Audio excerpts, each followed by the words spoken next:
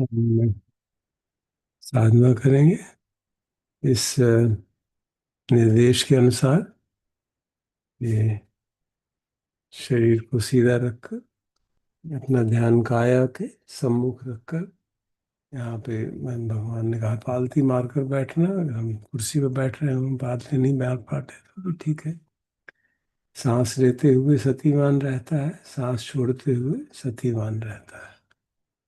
और एक मुख्य बात जो हम फॉलो कर रहे हैं through out this practice, in fact through out every practice, जो हम बात फॉलो करेंगे कि धम्मान धम्म प्रतिपदा, हमारी साधना जो है धम्म के अनुरूप हो, भगवान की शिक्षा के अनुरूप हो। कहीं पे भी हम कुछ ऐसा ना करें जहाँ पे भगवान की शिक्षा के विरुद्ध या उसके प्रतिकूल जाने लगे। विरुद्ध तो नहीं है,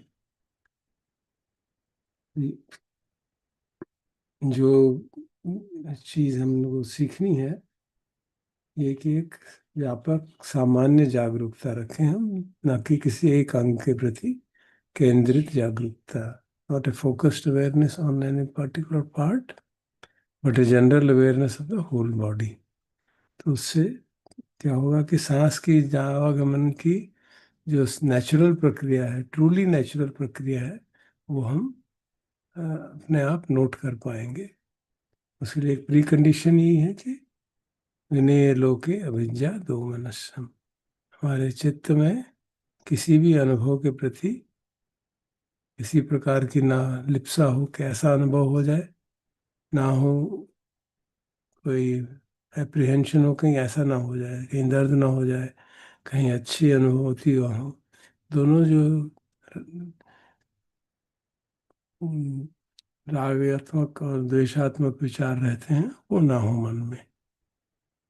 अविद्या मतलब एक तरह से लोलुपता का भाव कि ये बना रहे। दोर्मनस्य मतलब मन हमारा दुर्मन हो जाए, ये दोनों भाव ना रहे हमारे। तो चित्त उस समय, उस क्षण जब ये भाव नहीं रहेंगे, लोभ नहीं है, दोष नहीं है, तो चित्त होलसम स्टेट में रहता है, कुशल चित्त रहता है। और कुशल चित्त में सती नेचुरली उपलब्ध रहती है, एफर्ट करने की जरूरत नहीं रहती, वो नेचुरली उपलब्ध रहती है। यदि हम इंटेंशन हमारा वो हो कि हम ये ऑब्जर्व करना चाहते हैं। तो जब हमने इंटेंशन रखा है कि हम सांस को जानना चाहते हैं, तो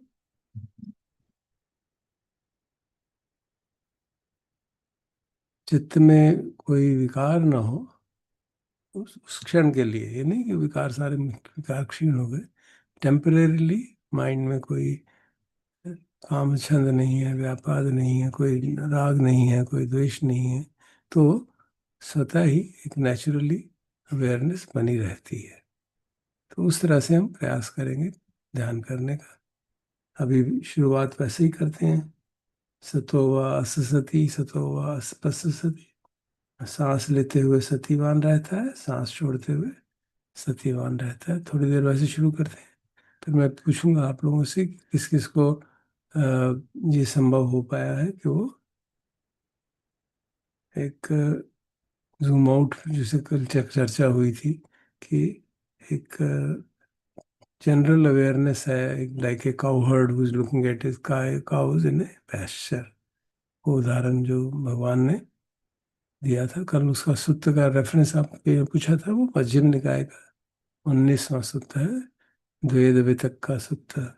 टू काइंड्स ऑफ थॉट्स। तो जब होलसम थॉट्स हैं तो कोई हमको उसके प्रति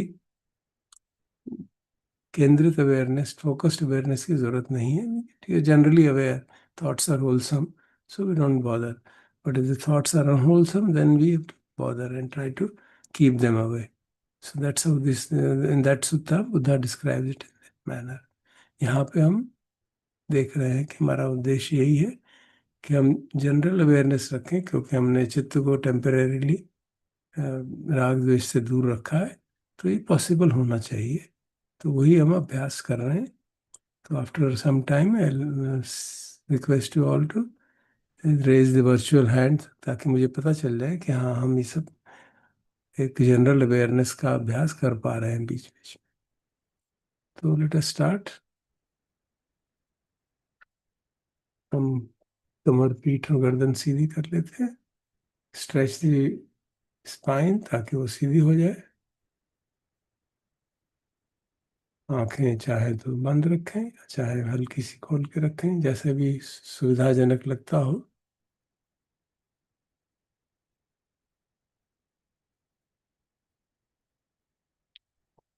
और एक जनरल अवेयरनेस काया की बनाए रहे। ये हमारा डिफॉल्ट मोड ऑब्जेक्ट है अटेंशन का।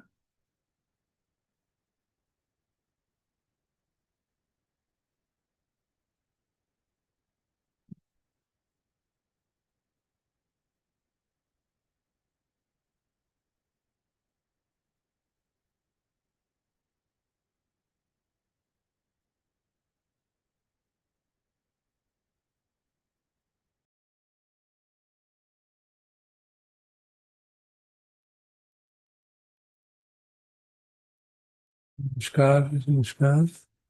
लेट अस स्टार्ट और मेडिटेशन साइलेंटली।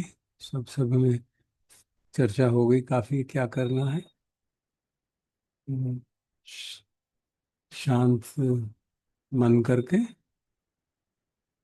हम अपना ध्यान शरीर पे फैला के सहज भाव से शरीर की जानकारी बनाने का प्रयास करते हैं। और उसके साथ साथ जैसे सांस आएगा, सांस जाएगा, उसकी भी जानकारी होने लगेगी। जितना हम रिलैक्स्ड और सहज भाव में रहेंगे और एक्सपेक्टेशन नहीं रखेंगे, विनय लोके अभिज्ञा दो मनुष्य, उस भाव को बनाए रखेंगे तो अपने आप धीरे धीरे धीरे धीरे आदत हो जाएगी हमारी कि जब भी कहीं भी बैठे हैं, चाहें जब चाहें तब हम बेशक आँख बंद भी ना करें तब भी attention we can go inwards and be aware of the breath coming out, going out. तो भगवान की शिक्षा में ओपन को की बात होती है, leading inwards. We can actually experience that. तो शुरू करते हैं।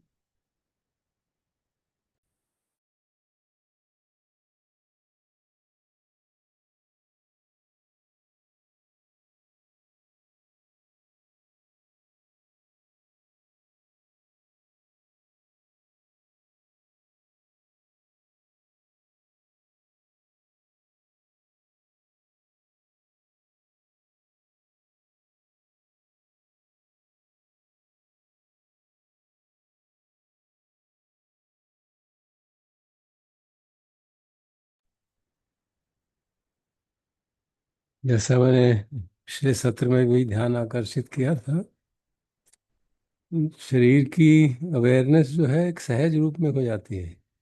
हम बहुत जोर लगाते हैं तो मुश्किल होती है। जैसे उदाहरण के तौर पे हम बैठे हैं, तो हमें मालूम है कि पंखा चल रहा है, हवा शरीर पे लग रही है तो मालूम पड़ता है। कपड़े का टच हो रहा है तो मालूम पड़ता है।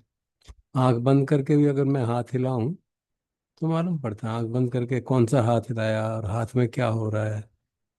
तो एक नेचुरल एबिलिटी है इस मैकेनिज्म में, साइको फिजिकल कॉम्प्लेक्स की, कि शरीर पे होने वाली जो वेदना है, जो फीलिंग्स हैं, जो संवेदना है, वो मालूम पड़ती रहती है।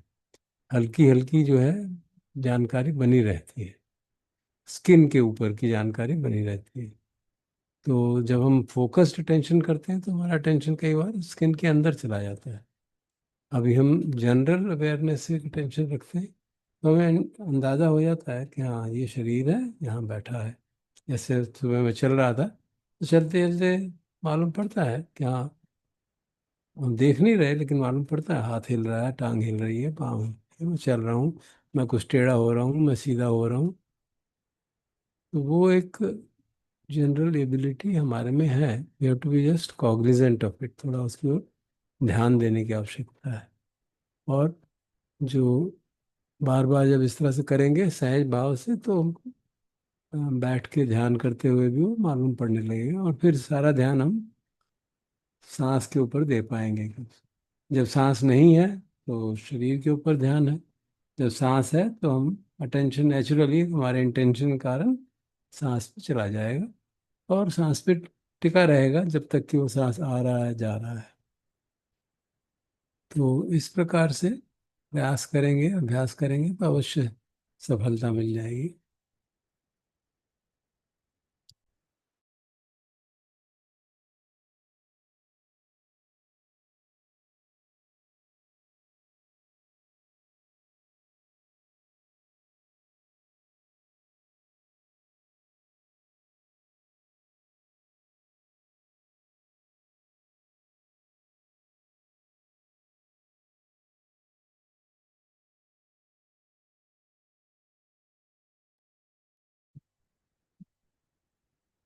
जब सांस की हम जानकारी कर रहे हैं, यदि एक सांस और दूसरे सांस के बीच में गैप ना हो, और एक सांस जा रहा है फिर आ रहा है फिर दूसरा आ रहा है जा रहा है कंटिन्यूअसली, ऐसा जब कर आ रहा होता है तो हम हमारा अटेंशन नेचुरली थोड़ा फोकस होने लगता है, क्योंकि सारा ध्यान सांस के ऊपर है।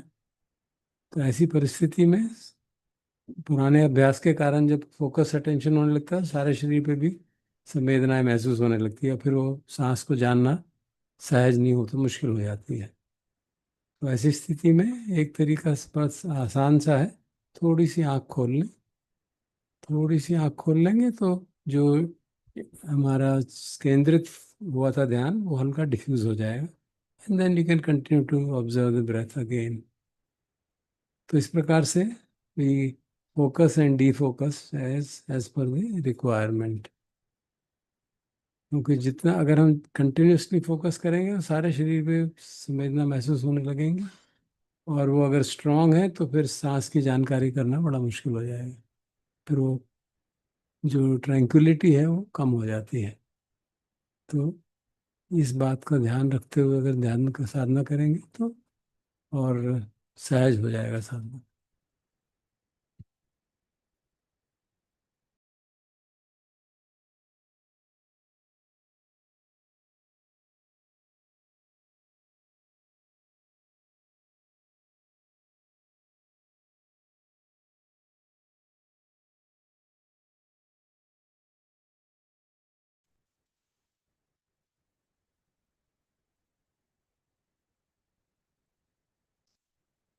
जी बोलिए। सर अभी आपके जो रिसेंट इंस्ट्रक्शन था, अ, उस हिसाब से ये इन्फ्रेंस निकालना ठीक है क्या कि हमें सिंगल पॉइंटेडनेस से बचना है? We should have the flexibility to move out and in, कि जब आवश्यकता है सांस को देखने की, जैसे अभी अभी तो हम सिर्फ जानकारी कर रहे हैं, फिर हमको उसकी लेंथ देखनी होगी, उसका स्टॉपेज देखना होगा, तो उसके लिए तो ध्यान लगाना होगा। But as we should have the flexibility to come back to the diffused attention whenever we want. Okay, ठीक है, बिल्कुल okay, thank you.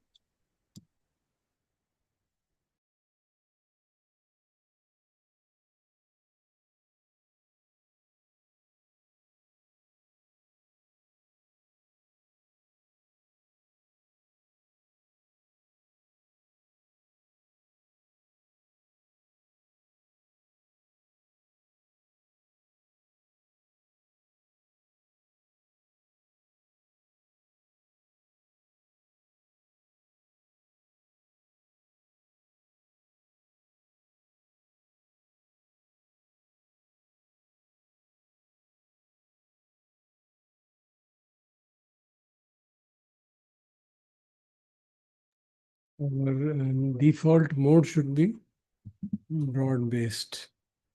Default mode of attention should be broad based. But if required, we should be able to focus on the task at hand and then go back to the broad based observation. Okay, बिल्कुल। क्योंकि अगर हम बहुत ज़्यादा focus करते हैं इस दौरान, ड्यूरिंग दी आनापाना दौरान, वो सारी बॉडी, हम लोग काफ़ी पुराने साधक हैं, सारी बॉडी इतनी सेंस, इतनी ज़्यादा वाइब्रेट करने लगेगी कि उसमें ट्रैंक्विलिटी नहीं आ पाएगी, और सांस को देखना भी मुश्किल हो जाएगा। अभी अगर हम इस तरह से धीरे धीरे करेंगे तो देखेंगे धीरे धीरे धीरे धीरे the but the sensations on the body you will not become manifest. You will not be able to feel them. You will be hmm. able to feel only the breath. तो फिर वो कंटिन्यूसली ब्रेथ को observation बहुत ही आराम से होने लगती है, and then the samadhi comes in and those ज्ञानिक फैक्टर्स कम इन। ओके। और जो अगर थर्ड इंस्ट्रक्शन में तो अटेंशन को स्प्रेड कर देंगे, फिर भी द ज्ञानिक factors will come in. So okay, सबका quotation. it will become evident as we progress. Sure. Okay.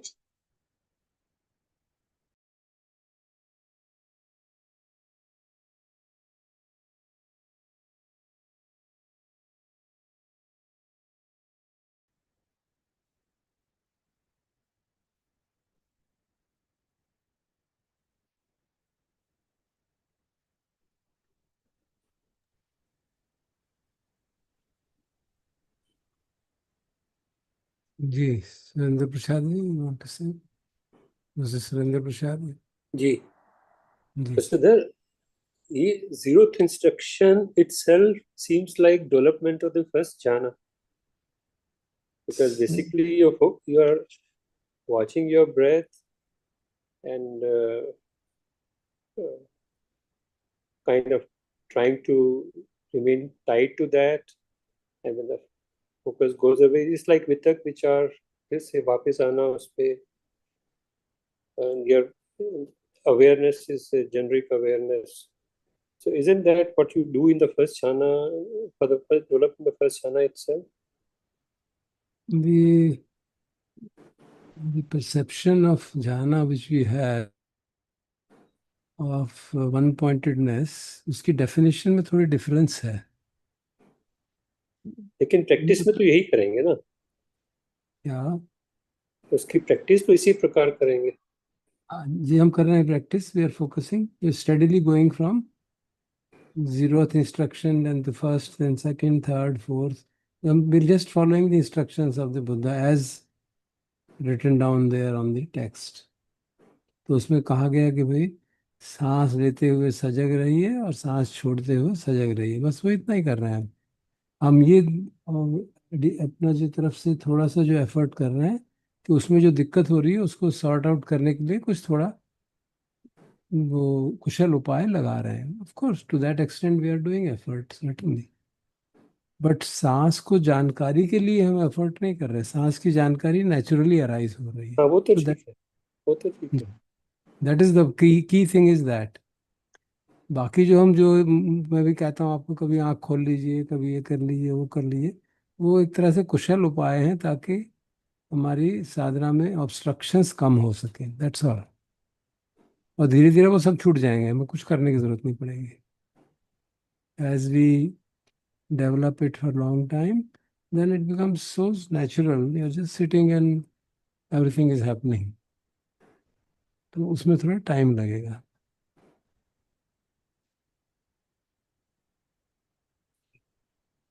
Okay. भगवत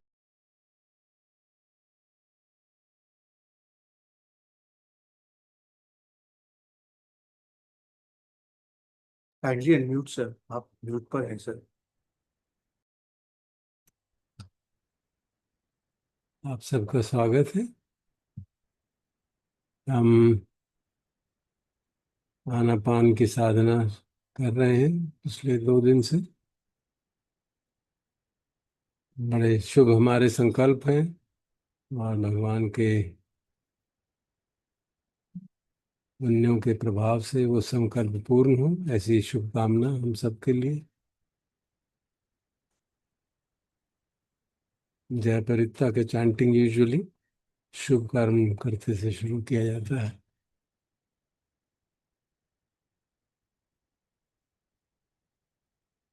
तो अभी तक जो हमने किया, कायानुपश्यना का पहला जो पर्व है आनापान पर्व, उसकी जो इनिशियल इंस्ट्रक्शन है सतो व अससति सतो पससति, उसके अनुसार साधना करने का प्रयास कर रहे हैं।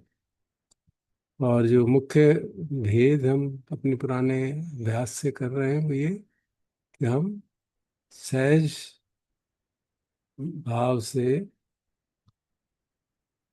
सांस को अपने आप उठने का मौका देते हैं और अपने आप जानकारी होने का मौका दे रहे हैं।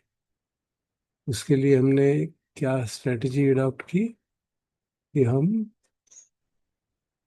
फोकस्ड अटेंशन की जगह डिफ्यूज्ड अटेंशन रखते हैं सारी काया के ऊपर। डिफ्यूज्ड अटेंशन रखने से क्या लाभ हो रहा है? एक तो ये हो रहा है कि हम स्पष्टता अपने जो हमारे साधना का तरीका है उससे ही हम ये निश्चित कर रहे हैं कि हम सांस की जानकारी के लिए कोई प्रयास नहीं कर रहे हैं। हम सांस की जानकारी स्वतः हो ऐसा हमारा विश्वास है और ऐसा मालूम पड़ रहा है कि हम मन में से राग द्वेष हटा के टेम्परेरी शांत बैठ जाते हैं और ठीक पोस्चर में, और वेट करते हैं कि कब सांस की जानकारी हो। तो बिल्कुल नेचुरल स्वाभाविक सांस जो है वो आता है, हम उसमें कोई अपनी तरफ से खींचतान नहीं कर रहे हैं। तो वो इसलिए कर रहे हैं, मैं अभी तक यही बताता रहा हूँ कि इस ऐसा करने से चित्त शांत बना रहता है और जो फोकस्ड अटेंशन से थोड़ा बहुत तनाव आता रहता है वो नहीं आता। और चित्त को शांत करने में काफी ये इस तरह से साधना करना बहुत मदद करता है। तो ये तो धीरे धीरे जैसे हम साधना करेंगे अपने आप और क्लियर होता चला जाएगा। लेकिन इसका एक दूसरा पक्ष भी है जो बहुत ही महत्वपूर्ण है, प्रज्ञा का पक्ष है। थोड़ी सी चर्चा उसकी करेंगे, फिर बाद में अपनी साधना शुरू करेंगे।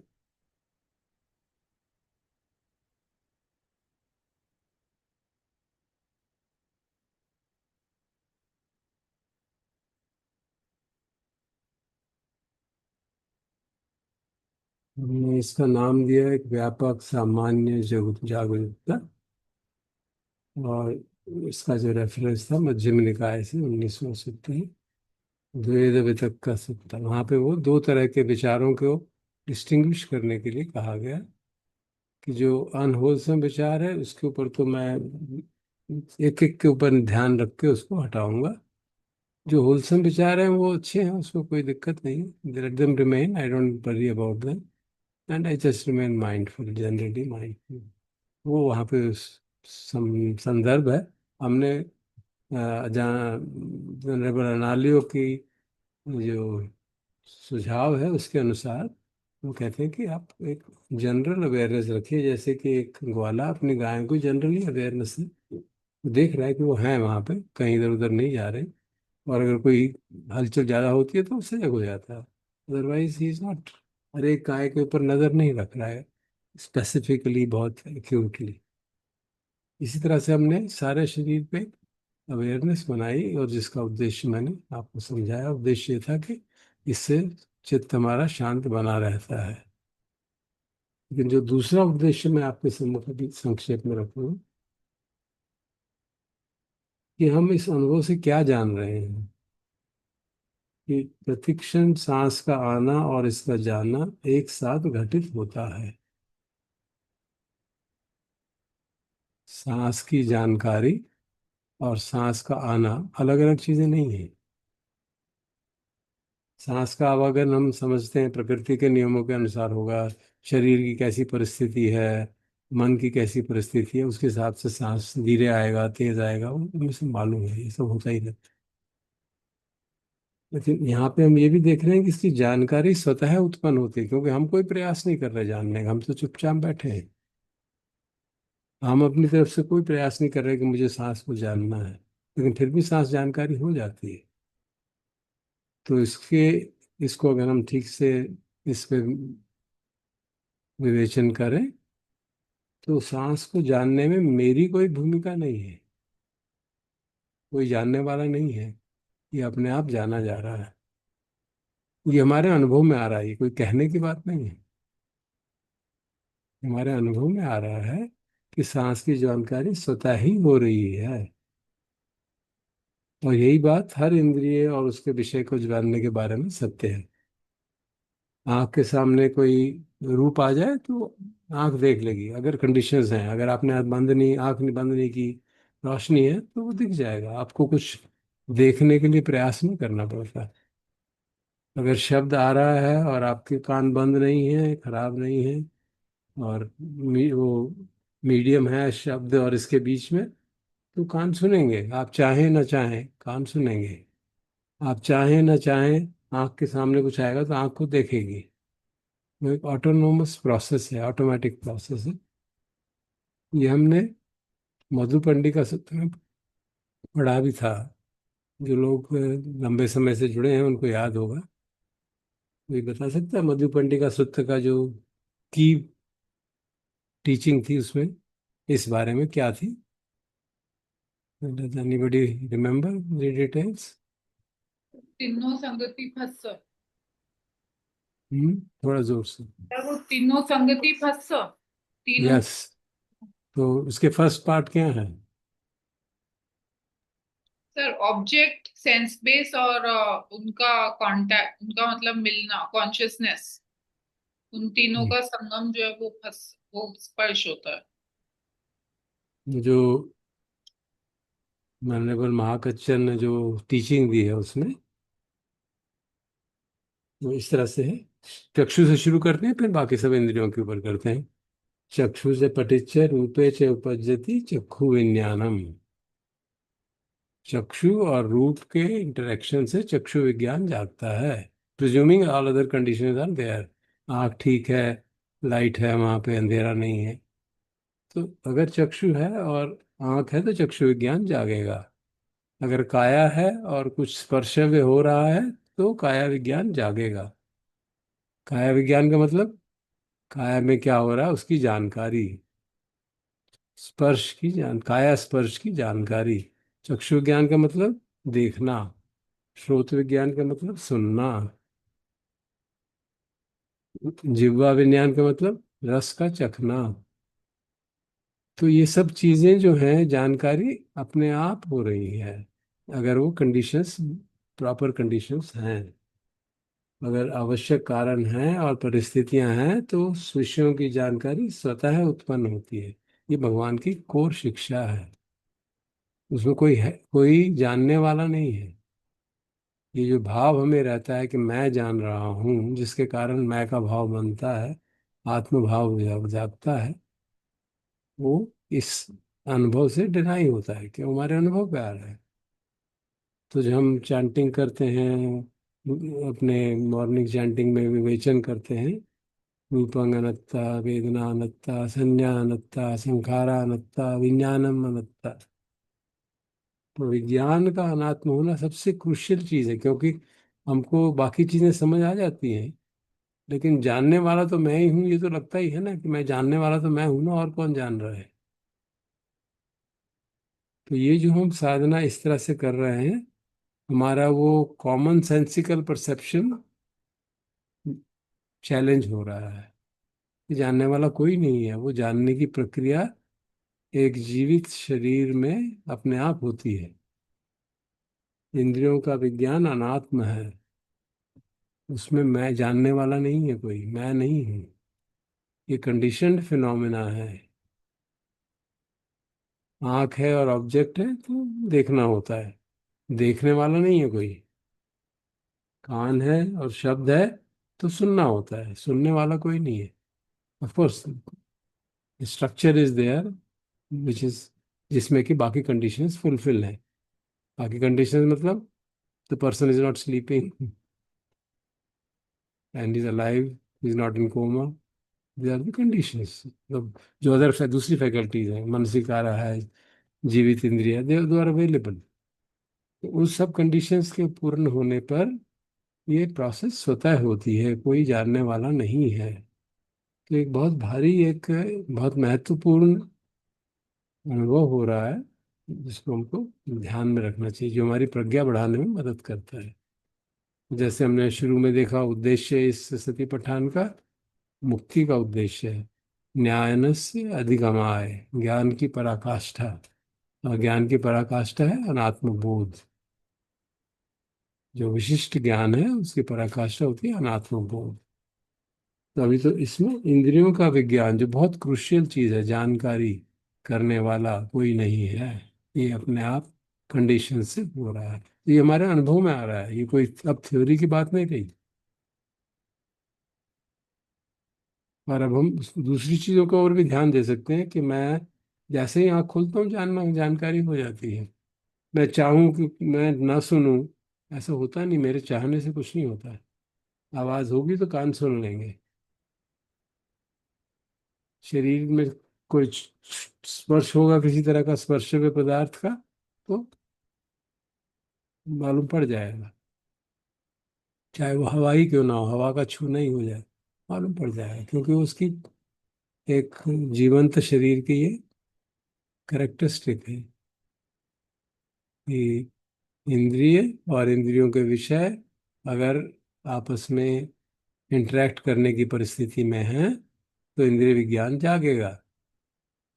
और फिर उसके बाद वो सब्सिक्वेंट बात है जो बता रही थी, तिन्नम संगति फस्य, विच मीन्स उसका कॉग्निशन कंप्लीट तब होगा जब वो तीनों का कोऑर्डिनेशन होगा। अगर कॉग्निशन कंप्लीट नहीं हुआ तो जानकारी पूरी नहीं आएगी।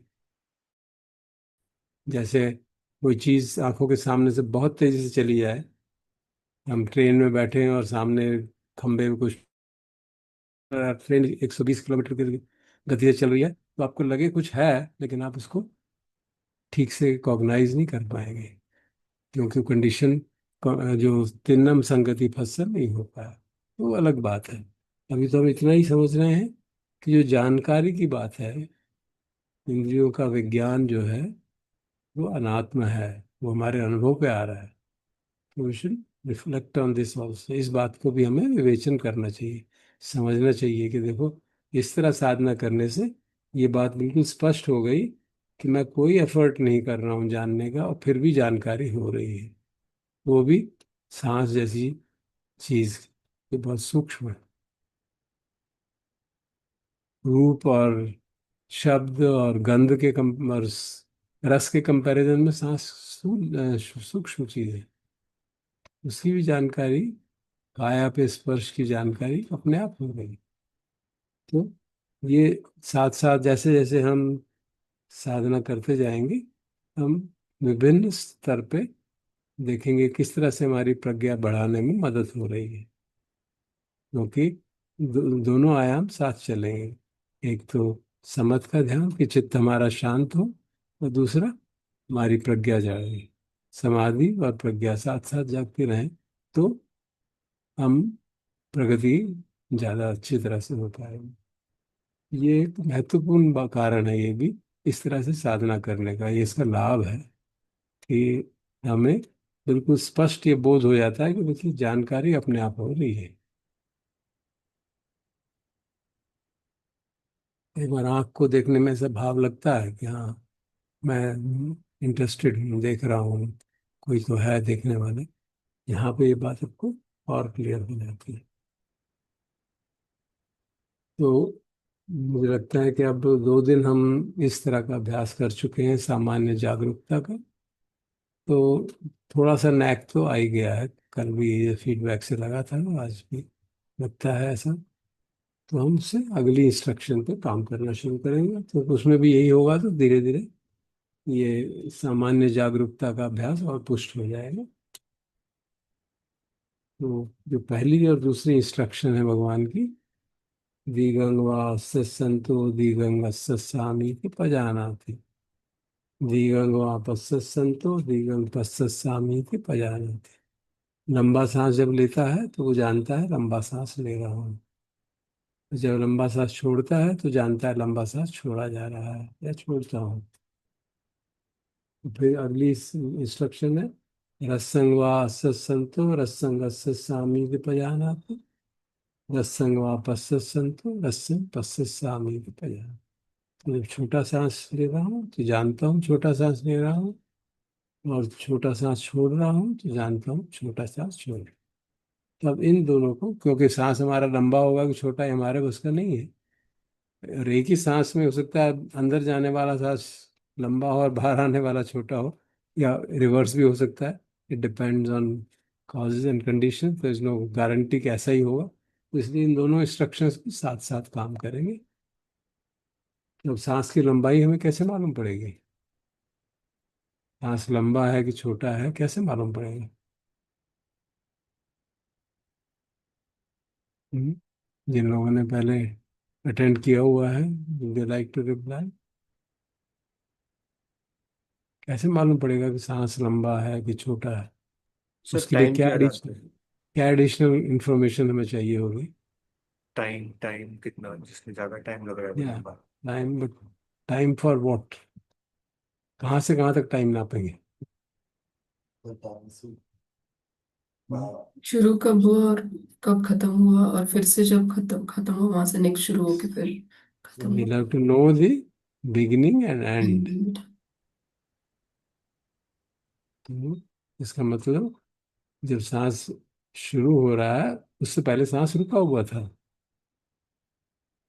फिर सांस शुरू हो रहा है, फिर वो रुकता है, तभी फिर वो उल्टी डायरेक्शन में जाता है। पहले सांस अंदर जा रहा है, फिर रुकता है, फिर बाहर आता है, फिर बाहर आके रुकता है, फिर भीतर जाता है। तो हमको और केयरफुली पूरी मनोयोग से देखना होगा कि सांस रुक भी रहा है कि नहीं रुक रहा है।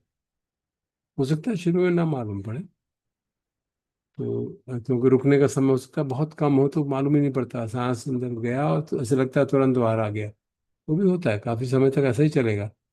लेकिन हमें क्लियर है कि ये सब हमें मालूम पड़ना चाहिए, तो हमें क्लियर हो जाएगा कि सांस की duration from beginning to end. तो इस इंस्ट्रक्शन के लिए जो लैरी रोजनबर्ग है उन्होंने उसको कहा कि 6 स्टेप प्रोसेस में ये करना चाहिए। कि हमको मान लीजिए हम बैठे हैं शांति से और कुछ नहीं मालूम पड़ रहा, तो हम बैठे हैं, वेट कर रहे हैं, और देखते हैं ओ सांस जाना शुरू हो गया। तो that is the point number 1, step number 1। अब सांस अभी भी जा रहा है, जा रहा है, जा रहा है, स्टेप नंबर 2। और जाते जाते अब रुक गया, दैट इज स्टेप नंबर 3, तो वो रुक गया। तो ये थर्ड ऑब्जर्वेशन है। और वो कितनी देर रुका हो सकता है पता चले या ना पता चले, हमारे बस का नहीं है, क्योंकि वो बहुत कम टाइम हो सकता है। और फिर वो बाहर आना शुरू हो गया, मतलब अपोजिट डायरेक्शन में चलना शुरू हो गया। तो वो एक फोर्थ स्टेप हुआ। अभी भी वो बाहर ही आ रहा है, बाहर आ रहा है, बाहर आ रहा है, और बाहर आ जाते हैं, अब बाहर आके रुक गया। ये फिफ्थ और सिक्स, फिफ्थ स्टेप हो गया चलते हुए, सिक्स हो गया रुकते हुए। तो इस प्रकार से हम अपनी संज्ञा को फिर संज्ञा बनाए, फिर संज्ञा को टेंशन को बहुत ध्यान से उस पर लगाएंगे। जो हमारा परसेप्शनल प्रोसेस है उसको शार्प करेंगे। तो आप देख सकते हैं, एक तरफ से हम कह रहे हैं कि will keep broad diffused attention, दूसरी तरफ से हम कह रहे हैं कि जब सांस आ रहा है अब हम उसको बहुत ध्यान से देखेंगे। तो जो सती बढ़ाने के जो प्रॉक्सिमेट काजेज कहे गए, उसमें दो काजेज कहे गए। एक तो सती का अभ्यास, कि हम जितना उसका अभ्यास करेंगे उतना सती पुष्ट होती चली जाएगी। और दूसरा थिर संज्ञा। थिर संज्ञा अर्थात जो भी हम ऑब्जर्वेशन कर रहे हैं उसको ध्यान से देखें, not in A superficial manner. अभी तक तो हम सुपरफिशियली देख रहे थे, सांस आ रहा है, जा रहा है, ठीक। Now will focus it more carefully. क्या केयरफुली क्या करेंगे कि जितना संभव हो बगैर परेशान हुए, बगैर तनाव डाले, सांस की शुरू होने को नोट करेंगे। जब तक वो चल रहा है तब तक तो मालूम पड़ता ही हो, तो सहज है। और जब वो रुका तब नोट करें, कई बार वो थोड़ा मुश्किल हो जाता है, बट उसका वापस आना मालूम पड़ जाता है। अच्छा वापस आना शुरू हो गया, वो वापस आना शुरू हो गया, और फिर वो वापस आ रहा है, आ रहा है, और फिर बाहर आके रुक गया। उसमें कई बार दिक्कत हो सकती है, नहीं भी हो सकती, डिपेंड्स। कई बार कई लोगों का सांस अंदर जाने के बाद काफी देर तक रुकता है, और बाहर आने के बाद नहीं रुकता, तुरंत चला जाता है, बाहर आया और फिर तुरंत बाहर चला गया भीतर। कईयों को इससे उल्टा होता है। ज्यादातर लोगों को सांस भीतर जाते हुए मालूम पड़ता है और रुकता है अंदर भीतर, वो उतना ज्यादा ड्यूरेशन नहीं होती, तुरंत बाहर आने लगता है। और बाहर आते आते आते फिर बाहर आके काफी देर रुक जाता है और फिर शुरू होता है। तो it depends on the body construction, lung, so many factors, state of the mind, specially state of the mind, कि सांस कितनी देर रुकेगा वो उस पर डिपेंड करता है। तो आप देखेंगे धीरे धीरे जब इस तरह से ध्यान करेंगे तो सांस का जो लंबा सांस और छोटा सांस, धीरे धीरे वो छोटे की तरफ चला जाएगा, लंबा सांस, और वो छोटा होता चला जाएगा। तो उसकी ड्यूरेशन ऑफ स्टॉपेज बढ़ती चली जाएगी। और जैसे जैसे ड्यूरेशन ऑफ स्टॉपेज बढ़ती चली जाएगी आपका चित्त अपने आप शांत होता चला जाएगा। You can just observe, this will happen. तो ये इसका प्रयोजन है, इस स्टेप का ये प्रयोजन, भगवान ने जो इंस्ट्रक्शन दिए हैं उनका ये प्रयोजन है, ऐसा होता है। तो हम करेंगे अब साधना इस हिसाब से, तो देखेंगे कि जैसे भगवान कहते हैं पहले लंबा सांस आता रहता है, क्यों कई बार एक जाने वाला सांस लंबा होता है तो बाहर आने वाला जल्दी से आ जाता है, कंपैरेटिवली डिफरेंट रहता है। बिल्कुल एग्जैक्टली हारमोनियस हो बहुत रेयर होता है, कि जितने ड्यूरेशन से सांस आ रहा है उतनी देर बाहर जाए, बहुत रेयर होता है। तो बिल्कुल इक्वानिमिटी हो मन मन में, और totally free from most any obvious craving and aversion, तब जाके वो बैलेंस हो पाता है। या फिर हम एफर्ट से प्राणायाम के माध्यम से इसको बैलेंस करें, अदरवाइज वो हमेशा इम्बैलेंस ही रहता है। तो एक तरफ का सांस लंबा होगा, एक का छोटा होगा, उससे हमें कोई फर्क नहीं पड़ता। हमें तो सिर्फ जानकारी करनी है, और प्रकृति के नियमों के अनुसार जानकारी करते करते जो चेंज होगा वो हम नोट करते रहेंगे। क्योंकि अब हम नोट कर रहे हैं कि सांस लंबा है कि छोटा है। ठीक। So in this manner will start functioning. अगर ये क्लियर हो तो कृपया बताएं, अगर नहीं हो कुछ पूछना चाहें पूछ सकते हैं।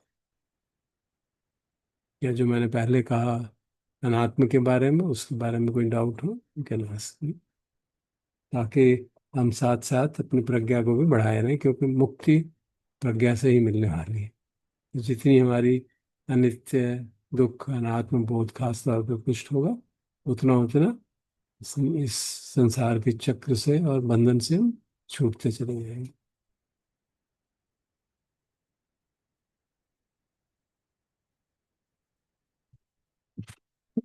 सर सांस के साथ साथ शरीर को भी देखेंगे, राइट?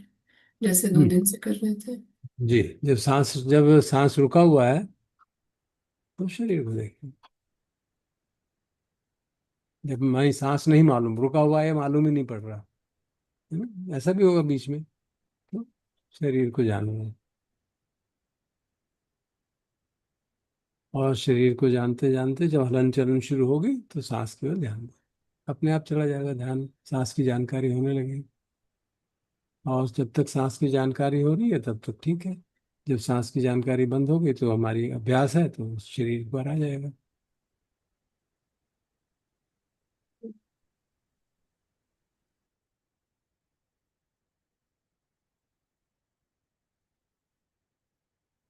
और कोई प्रश्न? ठीक, तो हम साधना शुरू करते हैं। प्रोफेसर, इसका मतलब ये हुआ कि हमारा ध्यान या तो सांस पर होगा या शरीर पर होगा, दोनों पर इकट्ठे नहीं। हमें हाँ, राइट? या वो इकट्ठे रहने की स्थिति तब आएगी जब एकदम शांत हो जाएगा, तो will be away, because the duration of breath will keep on reducing down. तो फिर वो अपने आप मालूम, अपने आप हो जाएगा, वो हमें कुछ करने की जरूरत नहीं। The duration for which the breath is stopped will become pretty substantial. तो फिर आप उस काया के ऊपर ही ध्यान करते रहेंगे, मतलब अटेंशन पे काया पे रहेंगे। इट्स डिफॉल्ट ऑब्जेक्ट, तभी मैंने बार बार कहा ना, it is default object of attention. So, sir, this is not a diffuse process, it's a concentrated process. जैसे मैंने कहा था कि हम, जैसी एग्जाम्पल दी थी समझने के लिए, ये ग्वाला जहाँ उसकी गाय चरागाह में बैठी हैं, तो वो उनके बारे में इसकी जनरल जानकारी है कि हाँ इतनी गाय है और इस स्पेस में है। वो एक एक गाय को नहीं देख रहा कि वो कहाँ जा रही है, क्या कर रही है। जब तक वो उस प्री डिफाइंड स्पेस में है तब तक एवरीथिंग इज फाइन। तो this is a general awareness, not a focused awareness. जैसे दूसरी एग्जांपल दी जाती है ऑर्केस्ट्रा की, उसमें multiple instruments are working and you are getting a net result of sound. तो आपको एक जनरल अवेयरनेस है साउंड कैसी है, अच्छी है, प्रिय है, अप्रिय है, but you are not focusing on each and every instrument which is playing in that orchestra. So that will be specific focus on each instrument. So there is one focused attention on each detail, other is observing things in an overall manner. If you take this analogy of photography, when you are taking photograph from a far off distance, you take a zoom out picture of the whole panoramic view. But you can also, in modern cameras, zoom in 1, 10, 20 level, so that you can focus on a very small part and get a complete detail.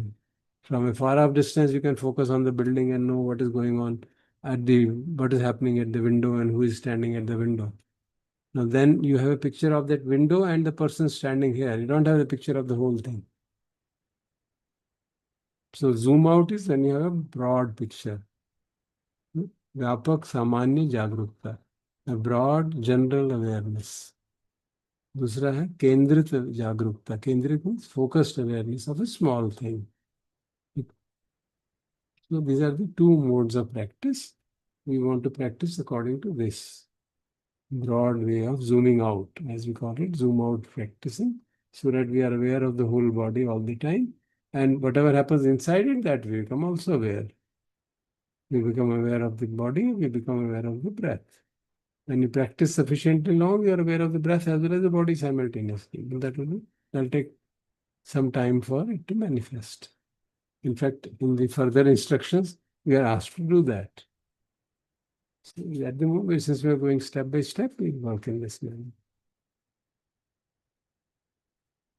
मैं वो question इसलिए पूछा था कि हमारी क्योंकि इतने सालों से मेडिटेशन कर रहे हैं, यूजुअली दोनों पे ही ध्यान चला जाता है, ब्रेथ और बॉडी पर। नेचुरली दोनों ही हमारी फील्ड ऑफ विजन में, फील्ड ऑफ एक्सपीरियंस में आ जाते हैं। जी। तो जब हम अब स्पेशली उसको चेंज करके हम करें कि या सिर्फ उस पर करें या सिर्फ उस पर, थोड़ा सा उसमें एफर्ट लगाना पड़ेगा, डिफरेंटली करेंगे तो। कोशिश तो ये हो रही है पिछले 2 दिन से कि हम अपनी प्रैक्टिस की तरीका थोड़ा बदलें, क्योंकि उसका लाभ है। मैं इसलिए बता रहा हूँ, कोई मेरा दुराग्रह नहीं है। Understand your instructions better, that's all. तो आप प्रयास करें, देखिए उससे लाभ हो। प्रयास यही करना है कि हम जैसे ही हमारा माइंड फोकस हो जाए बॉडी पार्ट पे, we take it, expand it and look at the whole body. It's all. आँख थोड़ी सी खोल लीजिए, सब हो जाएगा, अपने आप हो जाएगा। दैट्स यू ऑल वेरी कुशल उपाय, बड़ा सिंपल सा। होल बॉडी में उसी तरह से जाता है normally. There is no focus on the body and specific part, you generally aware of the body and generally aware of the breath also. That has been the practice, but we can have a general awareness of the body. That's what I've been saying for 2 days. Just as I'm sitting, I will just turn my attention inward and I'm aware of the body. जी। I'm not aware of each and every pore of the body and all, but I have a general awareness of the body, and if anything happens anywhere in the body, I'll immediately become aware of that. And that is the way. So it is actually posture independent. It is independent of everything. Whether you're walking, standing, sitting, lying down, talking, you can be aware. So So that is the idea. think that way, then it is fine. So that there is a general awareness. The way we scan the body at part by part, one by one, that has its own utility. वो उसकी बात We're not doing it that. We are not doing it here. That's what we are saying. We are not doing that because then you'll always have an awareness of a small part, not of the whole body as a whole. Then the feeling tone of the experience will not be discerned. right, sir. Vedana will not be discerned. We discern the experience of the sensations of the body. Vedana is different. So that will come to later. But what I'm requesting is to practice, try to practice in that manner, so that we have a general awareness of the whole body rather than focused awareness of various parts of the body, which are quite a few. Ji sir. So that is the suggestion in this way of practice. And it has been established that it helps greatly in getting tranquility and achieving jhanic factors. It's quite an interesting thing. Normally we think we must focus on a small person and get penetrative insight. That has a different purpose. When you focus on a small area and get a penetrative focus, that is a different objective. Objective is to penetrate into the body and to be able to feel inside. And as a result of effort put by me, but you can achieve the same result without effort. That's the beauty of it. No, it's a different way of practice. That's all I can say. So you can try it out as soon as possible.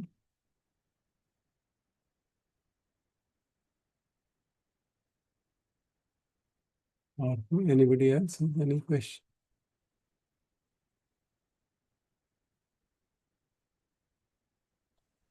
चलिए तो शुरू करते हैं.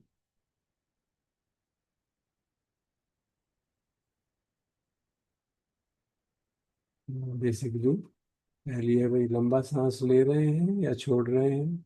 So these two instructions we are having problem to.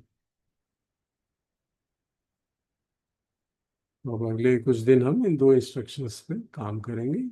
In the same manner of a diffused attention, keeping the attention on the whole body as a diffused manner, and as soon as the awareness of the breath arises, we'll become aware of the breath. So we'll keep the attention on the breath, and of course it will be difficult to keep attention on the rest of the body at that time, so we'll allow that to happen. In due course, you'll be able to see breath as a part of the whole body.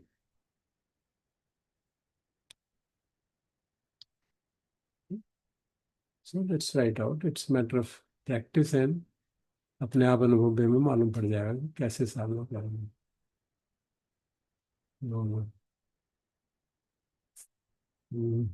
सीधा बैठ जाते हैं. Just अपने relaxed posture में, अपने कमर पीठ गर्दन सीधी करके थोड़ा रिलैक्स्ड पोस्चर में देख लें अपने मन को कि कहीं मन में कुछ उहापोह तो नहीं हो रहा, ऐसा करूँ वैसा करूँ, doubts, difficulty, craving, aversion, is not good, that's not good. No, these kind of questions do arise when we discuss. Let's put them aside for some time, just 30 minutes more now. Let's practice.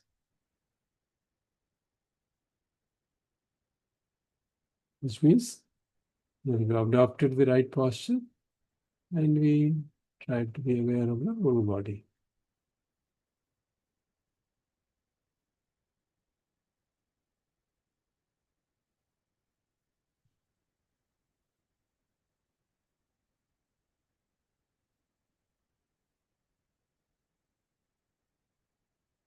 The whole idea is कि हमारा focused attention से diffused attention की तरफ जाना है. वो जैसे भी संभव हो, वो छोटे छोटे पार्ट से संभव हो, सारे शरीर को एक साथ देखने से संभव हो, बट इवेंचुअली उस डायरेक्शन में हमको अपना अटेंशन, अपनी प्रैक्टिस ले जानी है.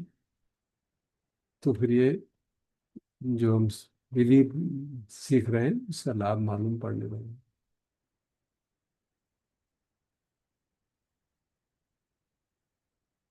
जैसे मैंने शुरू में ही कहा था परसों, ये हमारा तरीका यही है कि एफर्ट कम से कम हो, सेल्फ एफर्ट कम से कम। ऐसा नहीं कि नहीं नहीं करेंगे, क्योंकि चित्त में दूषित है तो उसके लिए एफर्ट करना पड़ जाता है, मुझे इधर उधर जाता रहता है।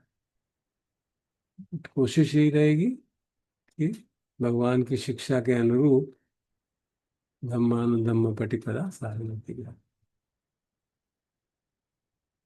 जैसे आज हमने प्रज्ञा के क्षेत्र में देखा कि विज्ञान अनात्म है, जानना अपने आप होता है, तो हम उसको वेरीफाई कर सकते हैं फिर से।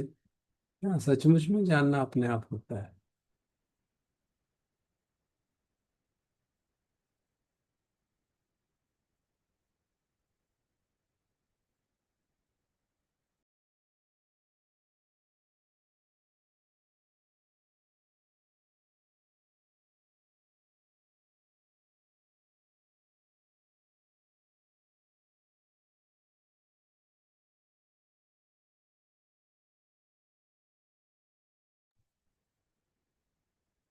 ये सारे शरीर को एक साथ देखने में दिक्कत हो रही है, जैसे कल भी मैंने निवेदन किया था। हम शरीर के बड़े बड़े पार्ट्स बना के भी देख सकते हैं, शुरू कर सकते हैं, फिर धीरे धीरे सारे शरीर की दिशा में बढ़ सकते हैं। तो सारा चेहरे को एक साथ देख लिया, again diffused, not focused, as if we are looking at it from a zoom out posture, बहुत दूर से ऐसे फोटो खींच रहे हैं, उस तरह से। वह एनालॉजी है, हम कर नहीं रहे, उस तरह से हम उसको देख रहे हैं। सारा चेहरा देख लिया, सारा ट्रंक जो है मध्य भाग शरीर का, सारे हाथ, सारे टांग, जितना भी संभव हो सके सहज रूप से बार बार अभ्यास करते रहे, तो धीरे धीरे धीरे धीरे मालूम पड़ने लगेगा, सारा शरीर भी मालूम पड़ने लगेगा। अगर चेहरा और ट्रंक भी होता है तो भी शुरू में तो काम उससे भी चल जाएगा। बट ये आवश्यक इसलिए है कि हमारी सारी साधना शरीर को डिफॉल्ट मोड ऑफ अटेंशन बना के ही होगी।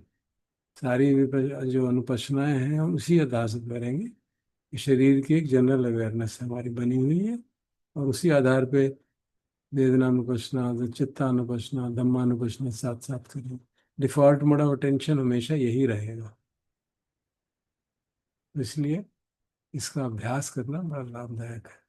और मुख्य कारण इसका यही है कि हमारा चित्त बिल्कुल शांत रहेगा। जो शांति एक बार अचीव हो जाएगी वो बहुत कम डिस्टर्ब होगी, चाहे कुछ भी विकार उठते रहें, जाते रहें, आते रहें।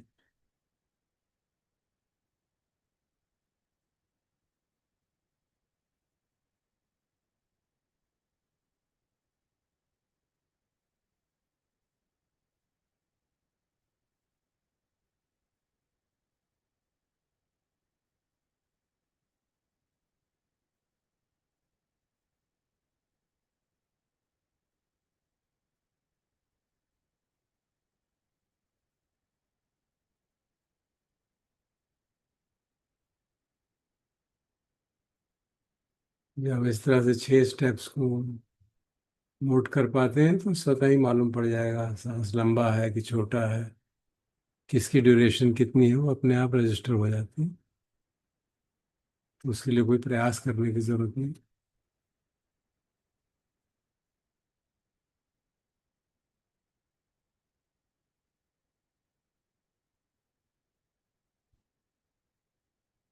शुरू शुरू में तो देखेंगे सांस लंबा ही है, शायद दोनों ही सांस लंबे हों, कम से कम एक सांस भीतर आने वाला सांस तो लंबा ही है। बाहर आने वाला सांस हो सकता है उतना लंबा ना लगे, वो बहुत जल्दी निकल आता है कई बार। वो शरीर पे निर्भर करता है, लंग्स की स्टेट पे निर्भर करता है। लंग्स में कंजेशन है तो the manner in which breathing will take place will be different। और हम ब्रीदिंग लंग्स से केवल वहीं तक रुक रही हैं या बैली मूवमेंट हो रही है, उस पर बहुत भारी डिपेंड करता है। सभी लोग एडवाइस करते हैं कि breathing should be done through belly. Medically also it is advice, because then diaphragm moves down and we हम ज़्यादा ऑक्सीजन ले पाते हैं, ज़्यादा इनटेक हो पाता है हवा का। सांस जब भीतर आता है तो बेली भी मूव करती है, चेस्ट भी मूव करती है। उसी तरह से बाहर जाता है तो belly comes back to its state and then lungs also come back to the normal state। इन सब फैक्टर्स पे भी डिपेंड करता है इसकी ड्यूरेशन कितनी होगी। वो अपने आप धीरे धीरे धीरे धीरे मालूम पड़ने लगता है, जस्ट बी ऑब्जर्वेंट कि हो क्या रहा है।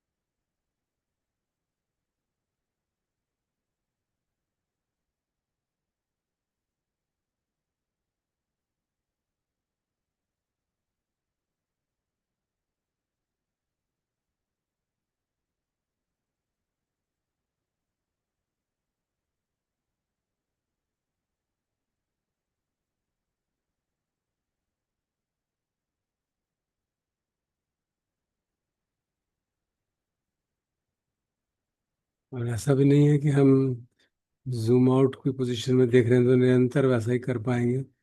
पुराने अभ्यास के कारण वो बीच बीच में फिर वैसा ही हो जाएगा, फिर अटेंशन फिक्स हो जाएगा, फिर धीरे धीरे उसको बैक बैक ले जाएंगे, जूम आउट कर लेंगे। So this process of adjustment and learning the art of observing the body in a general way takes time। वो भी होता रहता है। हम उसको एक डिफिकल्टी, एक ऑब्स्ट्रक्शन न मान के सहज भाव में काम करते रहेंगे तो अपने आप धीरे धीरे धीरे धीरे ट्रांजिशन हो जाएगा। अगर हम उसके पीछे पड़ जाएंगे कि क्यों नहीं अभी हो जाए, जल्दी हो जाए, तो फिर मुश्किल हो जाएगी। हम कोशिश कर रहे हैं जूम आउट की और सांस आता है और तुरंत मन वहीं भटक जाता है, तो ठीक है, वी लेट इट। जब सांस रुक गया then we let it go out. आँख खोल के बड़ी आराम से हो जाता है, बड़ी आराम से टेंशन डिफ्यूज हो जाता है।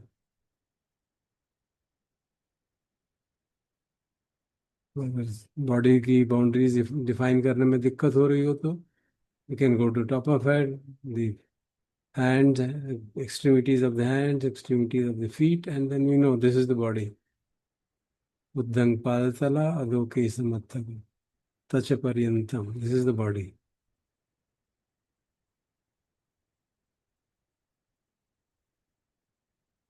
And then we focus on that whole space। So, I mean, just be aware of that in a general manner। जो भी कुशल उपाय हम लोगों को अपने लिए उचित लगे कैन अडॉप्ट इट। उद्देश्य यही है कि एक सारे शरीर की अवेयरनेस बनी रहे।